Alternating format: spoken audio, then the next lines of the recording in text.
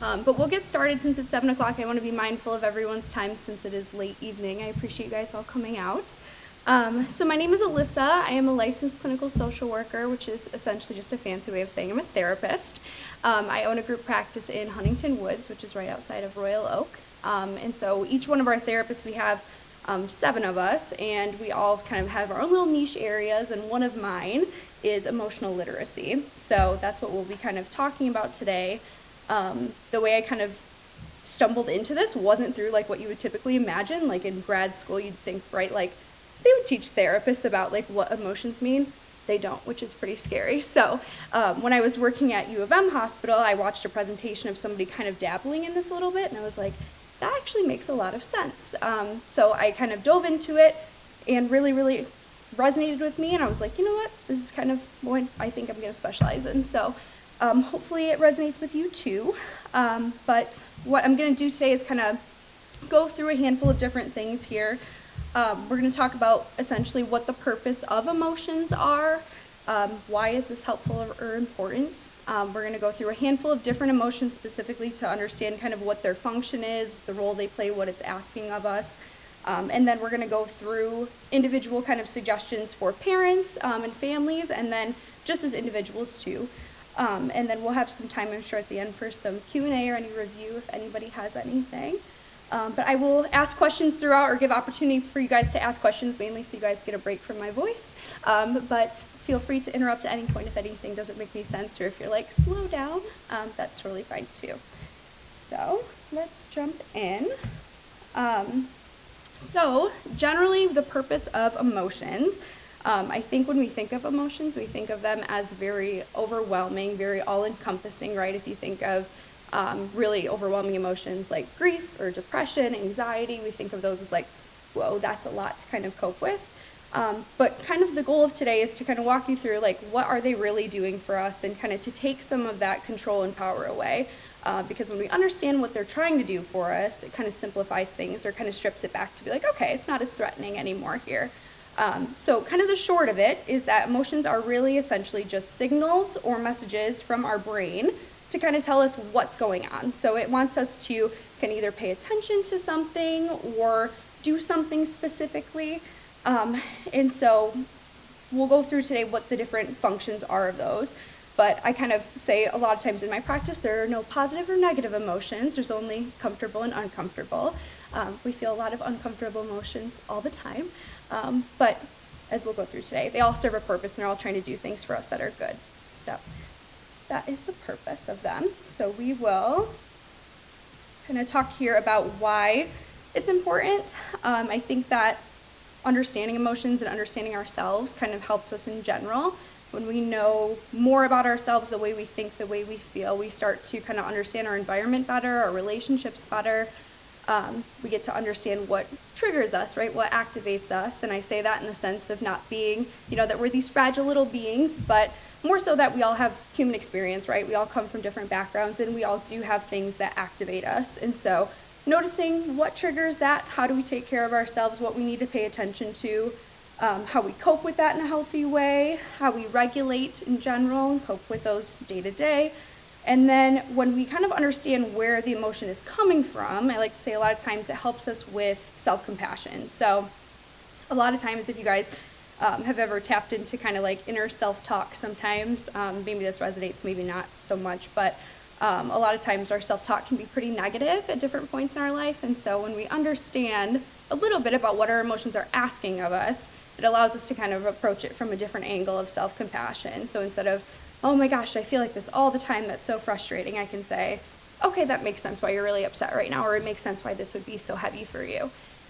So there's a lot of different ways that understanding does help, but we are human, and we can't feel our emotions all the time, otherwise we probably would never get anything done. Unfortunately, for therapists, I would love for us to feel all of our emotions all the time, but that's not realistic. So just kind of understanding when they can come up, when you can pay attention to them, and then what we do with that information afterwards moving forward. So what we're going to talk about next is more specific emotions. We're going to go through a handful of them together, common core emotions, and then what they are asking of us, what do they mean. So first emotion being sadness.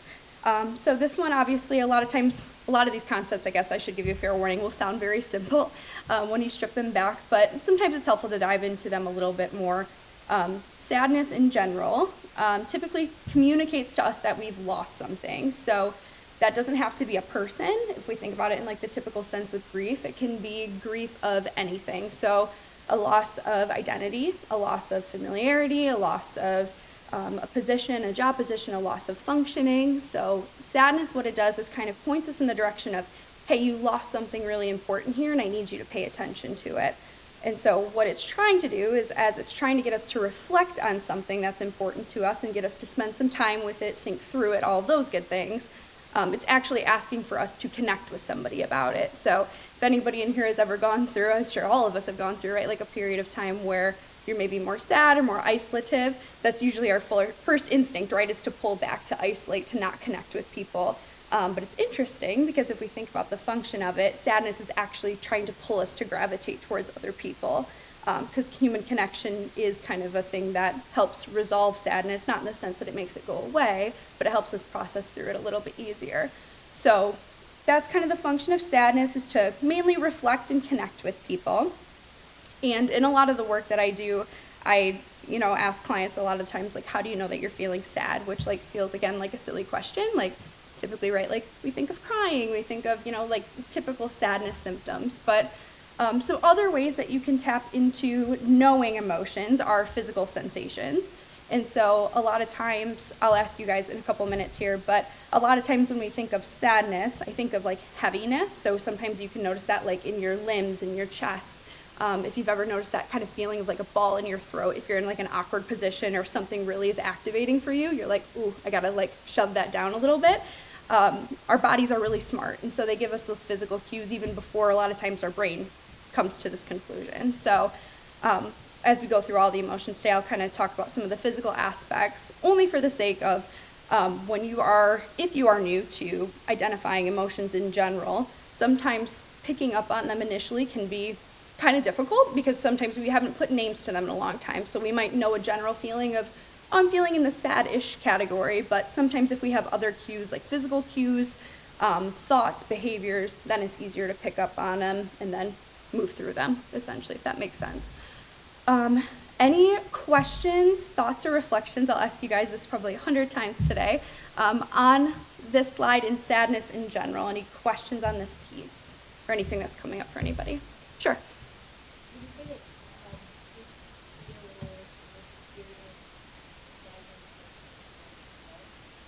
That's a good question. I think it depends. A lot of times teenagers and kids a lot of times experience emotions the same time or the same ways as adults do. And I think we, tend to think of, obviously their emotional maturity is a little bit different than adults, but in general they still experience the emotion the same. So if you think back to like stuff that used to be like really triggering for us in high school, of like being left out, feeling like you're the one out of the group, those different things, those are essentially the same types of feelings that they're feeling, but we can relate to those as adults too. So a lot of times when I work with parents, I tell them, like if you see your child having an outburst about something and we're like, oh my gosh, like it's just high school, right? Like, come on, you're gonna get through it. Sometimes I suggest like relating to the emotion, like they must be feeling so embarrassed or so sad because they do experience them in a very similar way, just kind of cognitively the way they think about it is a little bit different, if that makes sense. Yeah. Mm-hmm. Any other questions with sadness piece? The most fun emotion out of all of them? Okay. All right. This is the second funnest emotion out of all of them, is anger. So anger actually is one of my favorite emotions. I say this all the time because anger means that you're ready for change. It's a really helpful emotion. So a lot of times people think of anger as something that's negative, and that can be a handful of different reasons why that comes up. But I think one of the big things anyways is that anger tends to be portrayed in a way that's very negative, explosive, very conflict heavy, but it doesn't have to be. Anger is essentially asking us to reflect on our own values, what's important to us, and it's communicating, hey, somebody over here is maybe crossing a boundary, going against something that you value, and asking you to set boundaries with someone or with a situation, saying like, hey, this isn't what we agree with, that's why it's kind of upsetting to me. And so the goal of it is to protect yourself, but it's also to motivate change. So a lot of times when people are stuck kind of in depression, again, maybe some of you can relate to this, but when you're in maybe more of a depressive type of state or episode, a lot of times when people say, like, I'm starting to get angry, that's a really, really good thing. Typically we'd be like, oh, that's not good. No, that is good, because that means that your body is telling you, I need change, I need something to be different. So it's actually a very helpful emotion, and one that a lot of times people need to work through their own previous experiences with anger to try and feel comfortable experiencing that emotion, because a lot of times we have seen either in the media, but a lot of times in our own family dynamics too, even with the best of intentions that our parents or our caregivers or the people that we're around had, a lot of times people don't experience emotions in the most healthy way. So working through that is a big part of kind of the work I do as a therapist with a lot of clients too. But it also kind of points to like maybe some things that are important in general for us to work through. But anger is one that you kind of feel somatically too in like the chest area, the heaviness, but a lot of times we think of like hot temperature wise, like when you see all those like little kid signs about anger, it's always like the temperature wheel goes up. But temperature wise, typically some tension in different muscle group areas, but those tend to be the main sensations that come up. Anybody notice anything different or any thoughts on anger in general? Sure.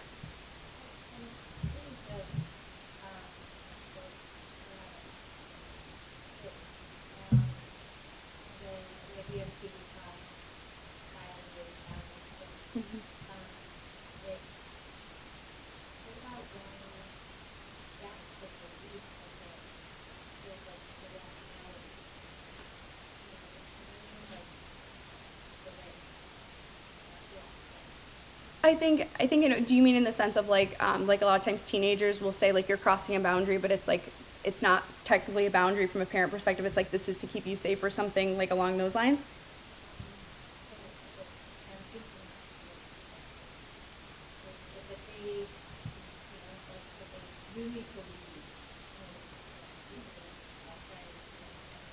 Sure.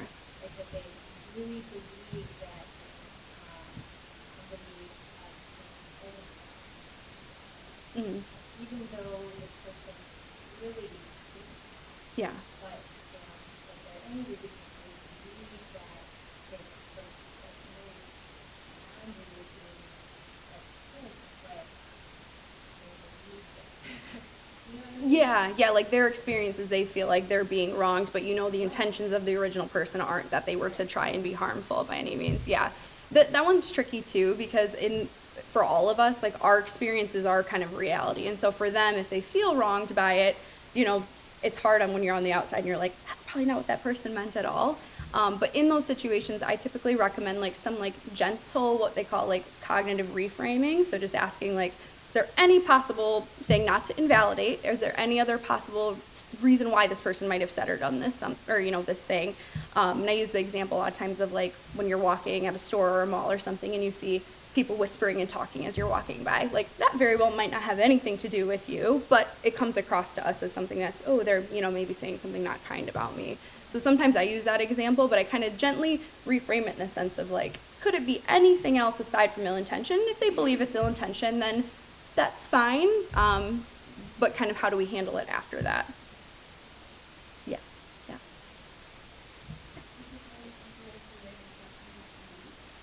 Yes, I would think so. A lot of times anger can be, a lot of times people will say anger is a secondary emotion. I don't know if anyone in here has ever heard that in like the therapy language world, but I think it can be a core emotion in the sense that it can communicate to us that there is something that's not being met. And sometimes that's, people are violating our boundaries like pretty chronically, or maybe we have someone in our life that doesn't respect us, and it's kind of our body's way of telling us like, hey, pay attention here. So I would say it is a lot of these emotions that come up can come from like a sense of unmet needs in general. Yeah, good question. Any other questions about anger? All right. So next one is one that we're all pretty familiar with, I'm sure, anxiety. So anxiety, as we kind of all know it now that we're getting more kind of coverage about mental health care in general, I think we've learned a lot more about anxiety.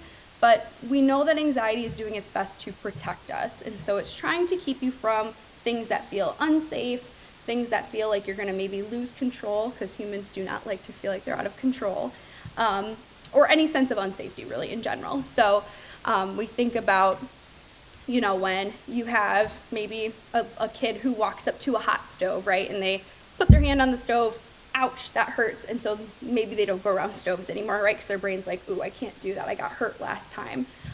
That is a healthy level of anxiety because it's trying to prevent you from something that might actually cause harm.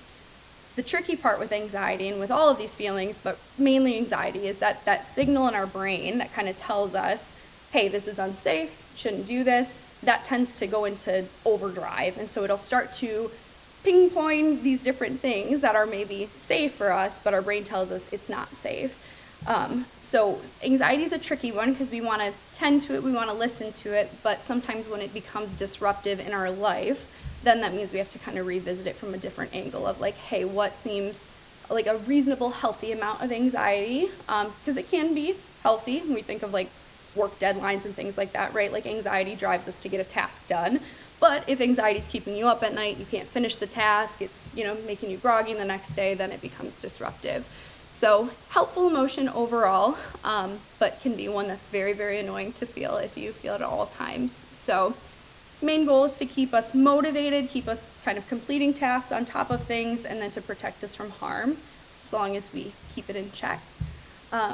Anxiety is a very interesting one somatically, and I'll ask you guys kind of what you think too. But when I was learning about all of this, I kind of was interested on like our body's kind of primal instincts with sensations and emotions. And something that came up with anxiety was that when we feel anxiety, our body tends to send all of our blood flow to our arms and our legs. And that's because it's the primal instinct to fight or flight. So it actually is giving us more power to run or to fight. So it really speaks to, I think, kind of just like our body's, you know, way to connect and understand what's going on around us in a way of like, wow, sometimes we really do feel that before we kind of pick up on what's going on.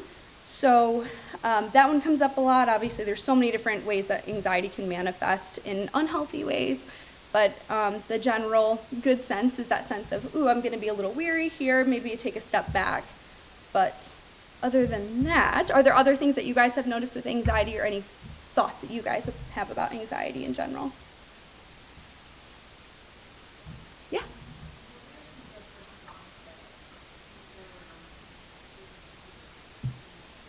Yeah. As a partner, yeah.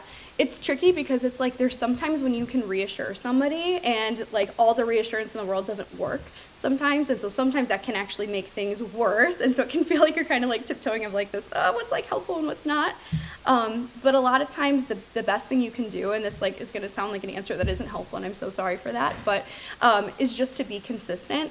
I think a lot of times with anxiety, it fears unpredictability and, you know, the sense of instability. But when you can be someone who shows up for them if they're anxious around certain situations, or, oh my gosh, I'm so worried at work, like, okay, how can we, you know, make you feel a little bit comfortable at home tonight? And doing a consistent like routine or having a similar response every time does over time kind of help someone else's anxiety in terms of like partnership or relationships. It's the same way with kids too. Just showing up for them in a consistent manner can be helpful, but it is a tricky one to try to figure out what a helpful response is sometimes. But yes, yeah, absolutely, yeah.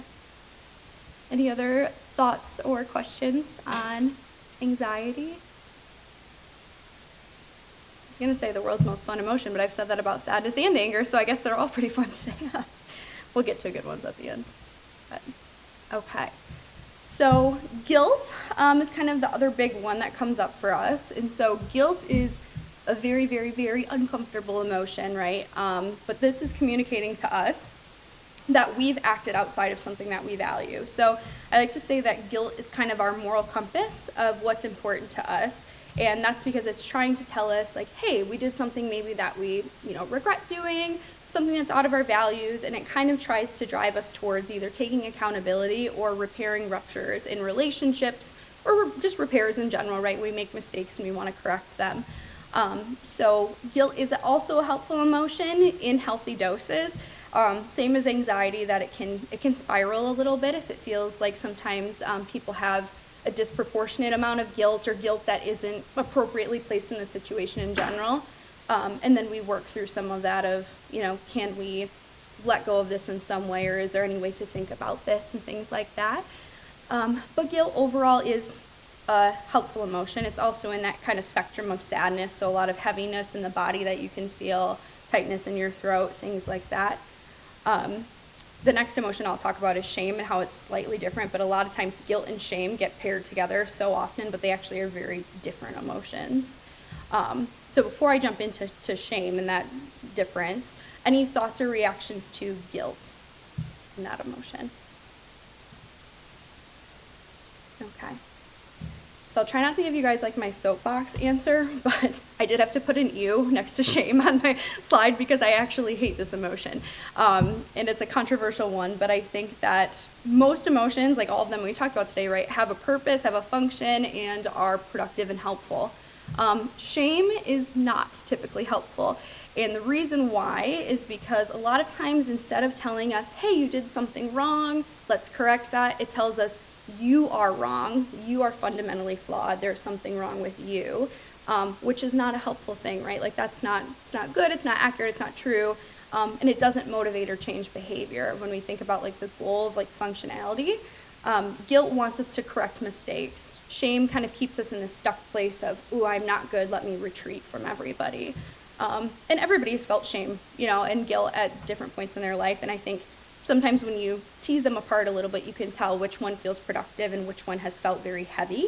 So that's kind of the way that I was taught about guilt and shame differences. Guilt is, I did something bad, and shame is, I am something bad.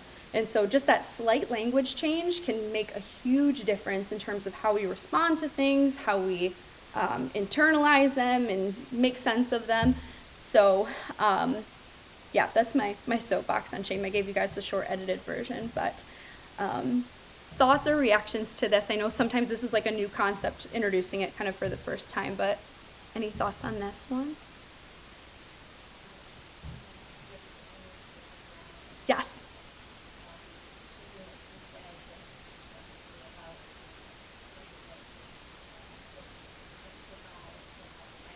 Yep. Yes. Yeah, I love her work too. And Brene Brown, for those of you who don't know, she's an author. She's also a social worker too, but she does a ton of research on shame in general. But that is like one of her most popular quotes, is like saying that shame can't survive without silence, and like the antidote to shame is connection. Which is, kind of, you think about like shame, guilt, sadness, like that really is like the antidote to it, is like, let's connect with somebody else. And they say like a joy shared is double the joy, but a pain shared is half the pain, or, something. I'm probably not doing that justice, but in the sense that, yeah, when we can kind of connect with other people and not stay in silence, that's when we can eliminate shame. One of the specialties I work with outside of emotional literacy and trauma is eating disorders. And eating disorders a lot of times thrive in shame and isolation. And so that's like a big topic that we talk about, is like, can you connect with one person and kind of alleviate some of the heaviness, because it is all encompassing. It's hard to break out of that. So yeah, thank you for sharing that. Actually, I have to add that to my quote list on here. I love that quote. Yeah. Any other thoughts on shame? Hopefully I convinced some of you guys that it's not a helpful emotion.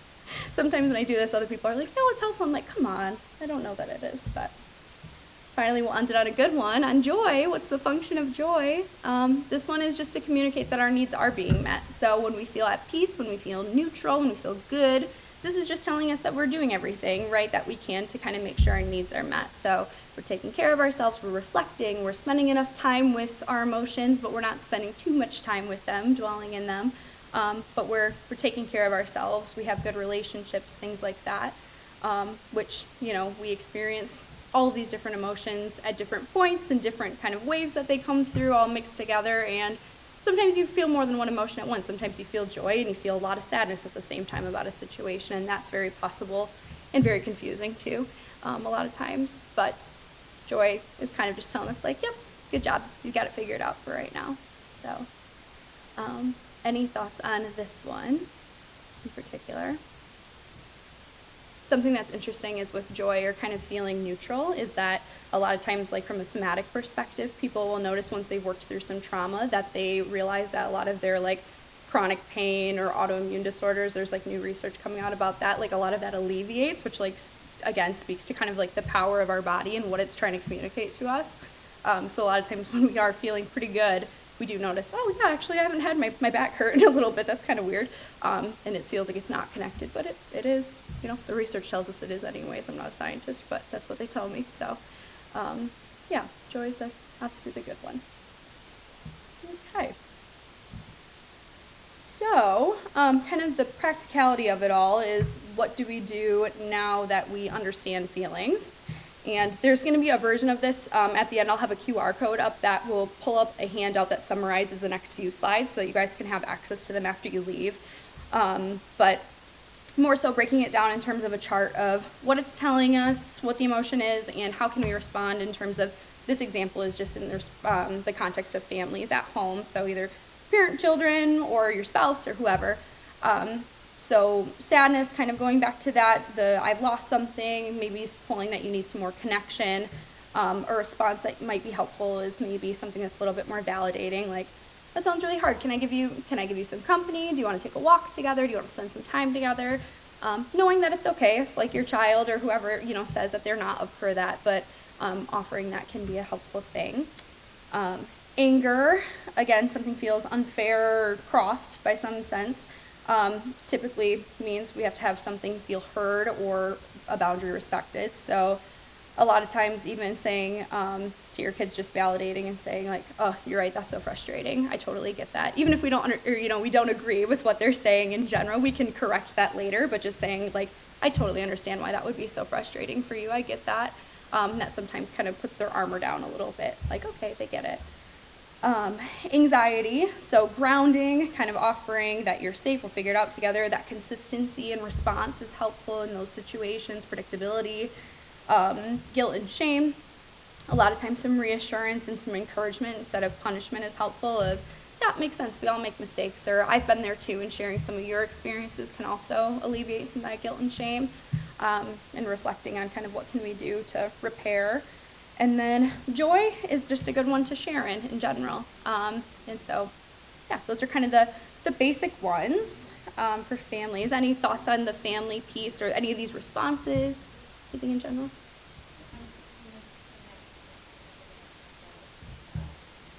Mm-hmm.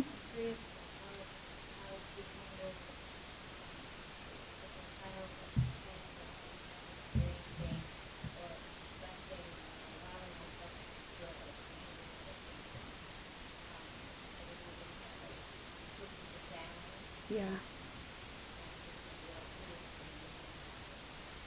Mm-hmm.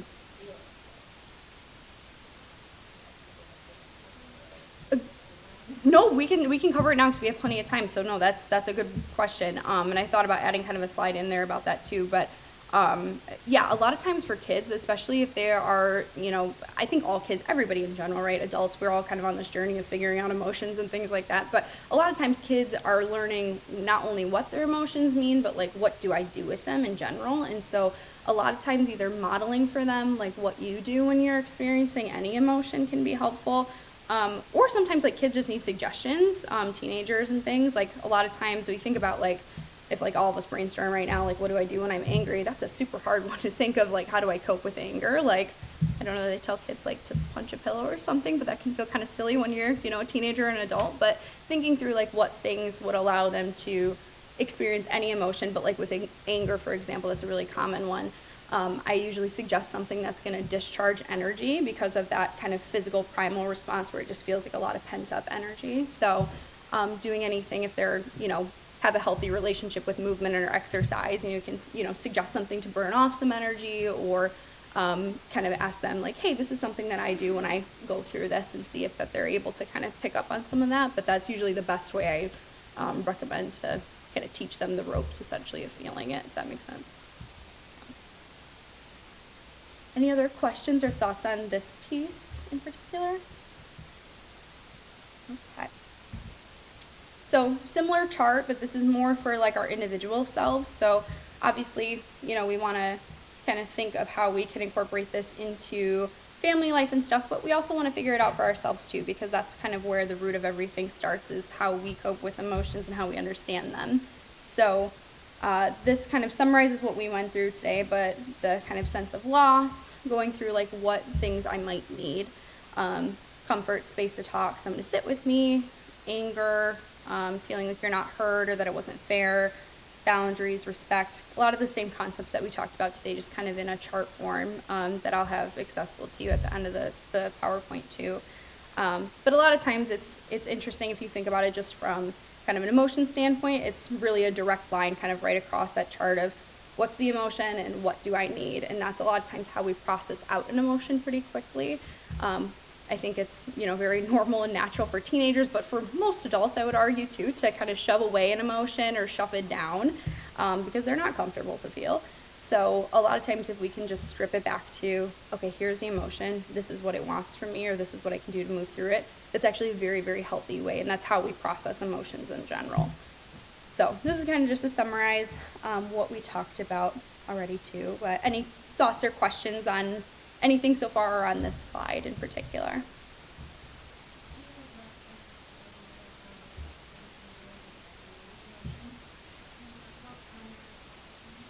Yes, so a lot of times people will say that there are primary, secondary emotions, meaning that there's a primary emotion is kind of like the top layer, and then the secondary is kind of like the secondary layer of it. So a lot of times the core emotions are kind of joy, sadness, anger, disgust are the four. So if anyone's in here has seen Inside Out, it's actually such a good reference of like the core emotions and how they are felt. They actually, I think a therapist probably wrote that movie, but a lot of times people will say that the core emotion that comes up can be one of those, but a secondary can be supplement to that. So for example, if we feel very angry that somebody crossed our boundaries, we can also feel a secondary emotion of sadness, of my goodness, like this person really meant a lot to me and I have a sense of loss now that I can't trust this person anymore. I feel very betrayed by them. So you can have two at the same time, more of a secondary, but also equally as important as the core emotion or the primary, if that makes sense. Yeah, no problem. Any other thoughts? You guys have great questions. All right. So main key takeaways here for today are just that every emotion has a function. It tells us what we need, and that's kind of all there is to it. And I think when we strip it back, it does take away some of its power in the sense of giving ourselves some confidence of I know how to move through this, rather than this feels really encompassing and really scary. No good or bad emotions, only comfortable or uncomfortable. Sometimes when we start to categorize them as positive or negative, it more so pushes us in the realm of not wanting to feel the uncomfortable ones. When families pause and kind of name emotions, we can typically respond instead of react to those. So the more emotional literacy work that we do as individuals, it does kind of have this lasting effect, even if you don't have like people, immediate family in your home that you're trying to like work through emotions with. If you don't have young kids, it still is contagious in terms of the way that you handle emotions, the way you speak about emotions is, you know, it comes through everybody that you talk to. So it's good work regardless. Connection happens when we listen to the message beneath the feeling. I think we kind of mentioned that earlier with a question too. And then just emotional awareness in general builds understanding, empathy, and trust at home. I would say the biggest thing with teenagers is they can be very hard to reach. Kids can be really hard to reach just in general. You know, they're hard to relate to sometimes, but if we can strip it back to the emotion itself, it sometimes makes it a little bit easier to connect with them, and they become more willing to approach us with things. Not all the time we can get everything, but we'll take what we can get. So, yeah. But those were the main takeaways. I think overall this work is really important. It, you know, ends up teaching us so many things about regulation and about communication and boundary setting, what's important to us, but it is good work. It's hard work to be done, but it is good in the sense that it, again, does spread out to everyone that you're in contact with. So, yeah, I hope you guys learned a couple of things new, and I have lots of time left, of course, so the QR code has a couple of those handouts up there, but we also have time for any questions or thoughts or reactions that any of you guys might have too.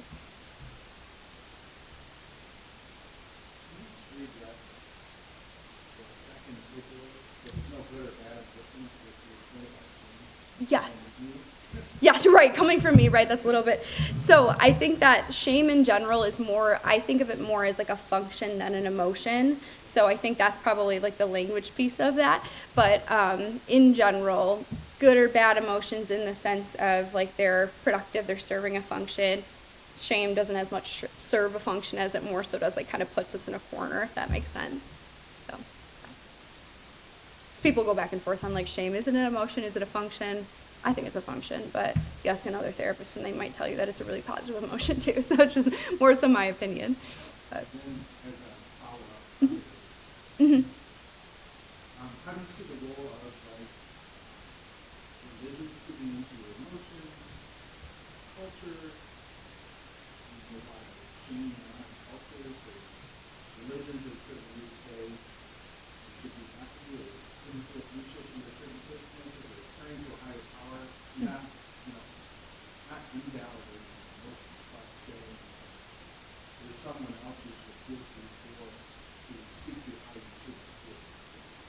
Yeah, yeah. I always kind of think of like spirituality and cultural norms and things like that because they're so different for everybody. I always say kind of take with it what you feel is comfortable. So sometimes there's some, religious aspects that a lot of people find like a lot of comfort and meaning turning to a certain higher power, a certain God, and that like works great. But a lot of times if other times where somebody feels like it's more invalidating or it feels unhelpful, then I just tell them like, it's okay, you can still practice like that type of spirituality or cultural practice, but maybe we just think of it more in a, emotional sense rather than turning to spiritual for that. But it's totally dependent on every person, I would say. But it's a good consideration to kind of keep in mind in terms of this work because it does get a little murky sometimes based on, what the expectations of cultural and religious pieces play a role in that too. One more. You're fine. Yeah. What about, you spoke a little bit, mind-boggling. Uh-huh. When your emotions are being driven by your psychology, Mm-hmm. rather than what it is around. Mm-hmm. Postpartum, sleep deprivation, other things. Mm-hmm. The emotions are heightened, but not necessarily rational, irrational. Sure. Yeah. Dealing with those kinds of emotions is something Yeah. I think a lot of those things we have to kind of take into consideration the medical aspect of them. Like it's the same way with depression too. Sometimes there is just more of that medical aspect of it, that it is neurons are firing at the wrong times rather than functions of emotions pointing to different things. And so I think with all clients, I kind of tell them, let's like rule out those pieces first so that we don't feel like we're spinning our wheels in therapy. Because sometimes it can feel like that too. If there is like an underlying condition or if you have insomnia, like of course your mood is going to feel terrible, if you're not sleeping and things like that too. So I always say address kind of the medical first and think of like physical and then working your way up the pyramid if that makes sense.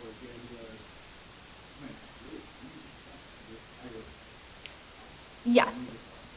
Yep. Exactly. Yes. Yeah. Like sometimes, a lot of times, like emotions, are helpful to tell us that. But like, if you're feeling sadness, like, it's telling you to pay attention to something or any strong emotion in general. But it can definitely be like those fundamental, like medical pieces that do come up too. Yeah. Yeah. Good question. Yeah. Any other questions about these pieces? All right. Well, thank you guys. I know that talking about heavy emotions on a Tuesday night isn't the most fun thing on the bingo card, so thank you guys for coming out. I'll be here for a few minutes, so if you guys have any questions, feel free to stick around. And I have a couple pamphlets over on the side and business cards if you guys are interested in any of our therapists or want to learn more about the practice in general. But hope you guys have a good night and drive safe on your way home. Thank you so much for coming out.